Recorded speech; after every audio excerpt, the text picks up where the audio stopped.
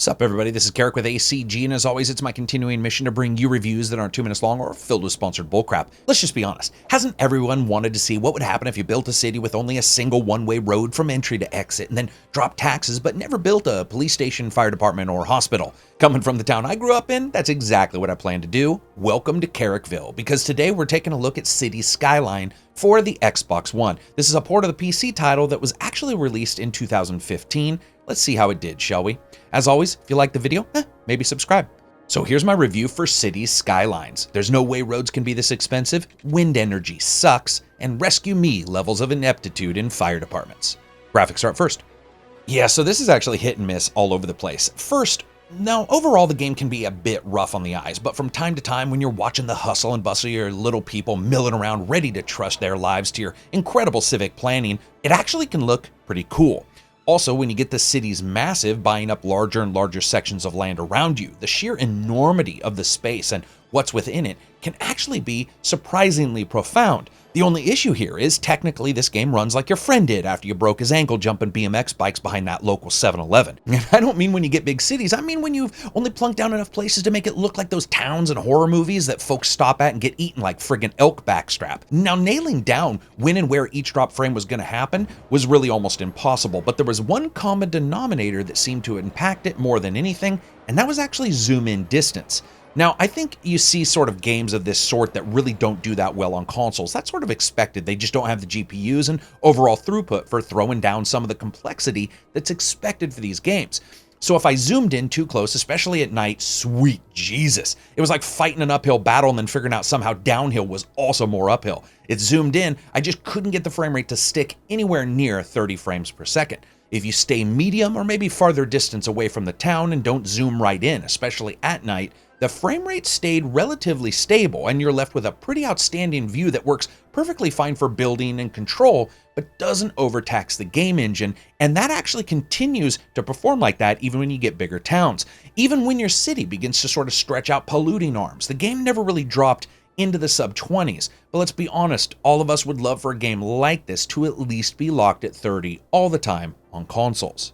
Also, it's pretty crazy that when night is dropping and the street lights are on and you can sort of see the far-off flicker of a bridge in the distance leading to another town, it actually doesn't look half that bad for a console game of this style. And I have to say, zipping and zooming around the game world is relatively easy with the camera mapped to the triggers, of course, for zoom and the thumbsticks. It was actually far more responsive than I thought it would be, even when I noticed those frame rate drops. And in fact, that's a kudo here. It's that despite those drops, it really continued to perform when it came to control very, very well. Graphically, Skylines isn't amazing, but its nice use of icons for data and appreciation for sort of the subtle lighting and color use means that even on a console with mapped and specific hardware that isn't necessarily very powerful, it does better in some places than I thought it would. Unfortunately, that frame rate is not where I'd like it.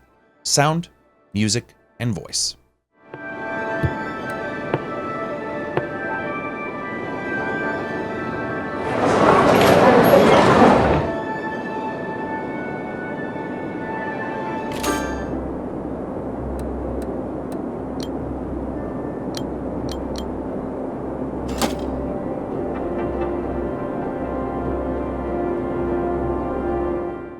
And of course, sound is up first here.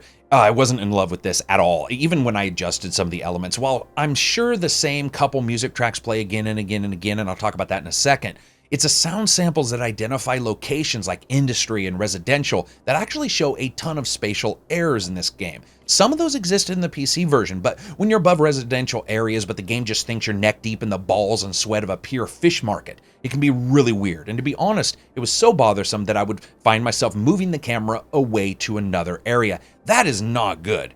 Adjusting the layers down helped a bit, but overall, I wasn't too happy with the sound. Music. You know, Andre Lenoge in Storm of the Century once said, "Hell is repetition," but I think he meant to say that hell is just a couple tracks on repeat in this game that just fucking never stop, ever. I swear to shit, I rebooted the Xbox and it was updating and I kept hearing the goddamn music in my head. And it would be better if it was just terrible, but instead it's that bland music you hear in dentist offices or places where they want folks to talk with their indoor voices. Altogether, not my favorite. Voice. None, so let's move on.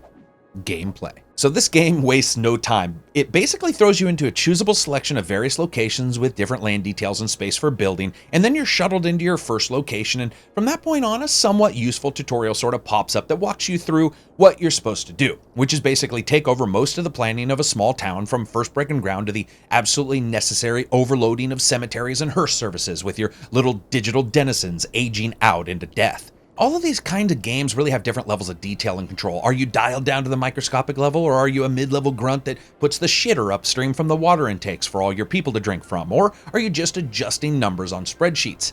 Skylines is absolutely smack dab in the middle. You can move, rename, turn off, or on various businesses, but you can't set their prices, for example. You set their taxes, though. You fix the budgets, and you perform a large manner of mid-tier choices, somewhat like a mayor. And in a way, it's sort of like you're playing one big suggestion. I would love for you to build an industry here, or commercial section here, or residential here. Need water in this area? No problem. Need some electricity? No problem. And just sort of let them go. But as with most of these titles, the success is in the setup. You start out only able to drop some roads down, zone for commercial, industry, or residential, right next to those roads, and place electricity and water. That's it. Then you sit back and you sort of hope to see shit being built, and sometimes you're going to find out that you didn't plan your water right, or your electricity, and you might have to tear some things down and build some more up.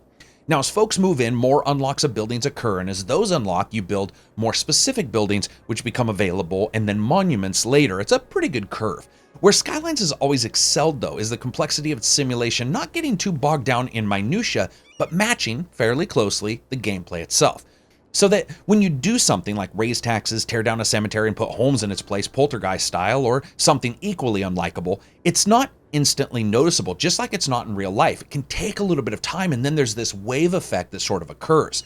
But if you do not pay attention, then the results of many poor decisions can actually become a mystifyingly complex situation. For example, if you're like me and apparently was afraid of a giant monster attack, so I built the city as one large square-shaped loop with residential away from commercial, away from production, it can start out fine. But then you find out you need buses, which are going to be needed for goods. You need taxis for folks to get to jobs, and then a goddamn fire starts on one side of the town. And if you didn't remember to plow the fuck out of the Johnsons' old Redstone 2 story, it's going to take Truck 19 about 100 minutes to get to the burning building, and by that point, it's pretty much screwed.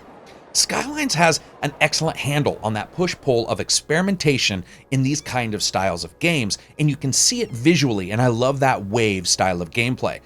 Also, something instantly noticeable. The folks living here just don't up and move instantly. That'd be idiotic anyway. Instead, they will rage and get pissed and start bitching, but it will allow you that leeway to sort of decide if you're going to stick it out with 80% taxes and have like one dude living in a box, or if you're going to smarten up and maybe make sure your daytime and nighttime services and their workforces aren't overstaffed or staffed correctly. There's police stations to cemeteries to massive hospital complexes to casinos and Statue of Liberty.